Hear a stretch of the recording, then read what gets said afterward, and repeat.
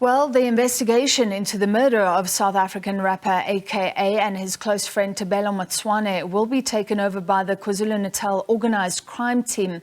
It is believed that the rapper and Motsoane, who was an entrepreneur and Forbes' business partner, were leaving Wish restaurant on Florida Road when two men on foot fired shots at them in Durban last night.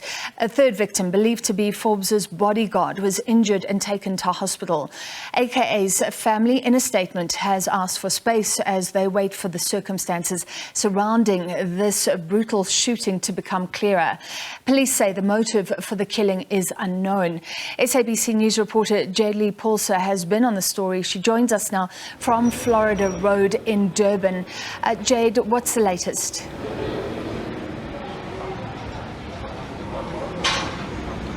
Well, a very good evening to you, Francis, and to viewers back at home. And yes, we're actually seeing a lot of people coming out at this time to lay down some flowers. And this is exactly where AKA's body was found just after 10 last night when he was slain alongside his friend Tib. They were shot here by two assailants who crossed the road.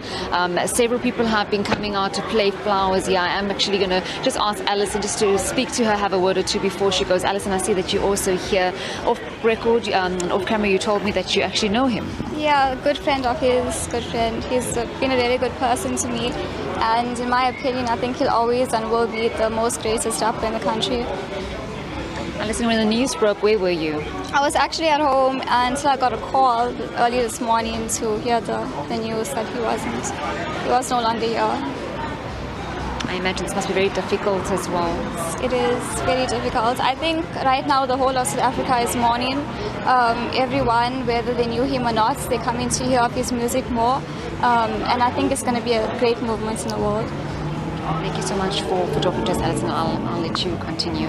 One of AKA's friends, Alison, just coming to pay respects as well. And most of his friends have been coming out as well as the general public to mourn his loss, but also to share in the music. And through the better part of the day, I've been hunting that some people have been stopping here at Florida Road. They've been playing his music. They've been sharing stories, and we've been talking to them. Some don't want to be on camera, but are still sharing their stories. As you can see, more flowers are coming. People are making their way here to Wish Restaurant. This is the final place where AKA took his last breath, many reflecting on that evening. And Francis, this is what's been playing out throughout the day. Earlier on, we saw family members coming to the restaurant. His brother as well as his father spent several hours at this particular restaurant, and I am told by sources close to them that they were actually viewing CCTV footage. This went on for better part of the day. We tried to speak to the family, we tried to speak to a family representative, but they are saying that not now. It's too soon. They've asked the media to please give them space to mourn, and when they are ready, they will speak to us, Francis. All right, thank you very much. Jade Paulse at the scene of the crime last night. We're joined now by AKA's business partner, Raphael Benza. Benza, if you can hear me, our sincerest condolences to you. Could we start, would you like to pay tribute to someone that you say inspired a nation? Yes, I would. I want to say, thank you, Kiernan Forbes, for being an icon. Thank you, Kiernan Forbes, for being an inspiration to the youth of South Africa. Thank you, Kiernan Forbes, for making our business a successful business. Thank you, Kiernan Forbes, for making and putting South African music on the map and achieving so many of the great, wonderful achievements you've had done for South African music. There's too many to actually do within 3 minutes. Of course, and I'm sure you're still just digesting this news. Did you ever hear of any threats against his life? Anything that you knew about? Not at all. No, not at all. In the last year and a half, he's been in very great mood, in very good spirit. We've had a lot of successes. We were excited about new music that he was putting out. He was just really like a loving, happy, and someone who was full of life. So no, nothing at all in the music industry or any kind of those beef or issues on the music side. Yeah, and I don't know to what extent you were involved in the recent plans. We understand he was meant to perform at a nightclub in Durban. How long has he been back on the scene, as it were, after taking a break due to the death of his fiancée? We know he took a long break, but you say in recent weeks and months, very optimistic. Yeah, I really just want to highlight and talk about a tribute to Kiernan Forbes, AKA. Rather than go into any more details about his personal life. He's a celebrated entertainer, a celebrated musician, and I would really like to just talk about that. And thank South Africans and Africans across the continent for believing in him and giving us the opportunity for him to become the star that he is. Sure. Can you talk about the music? He was about to release a new album, so the future was extremely bright. Do you know anything about the inspiration behind Mass Country? Was it about South Africa? Do you know?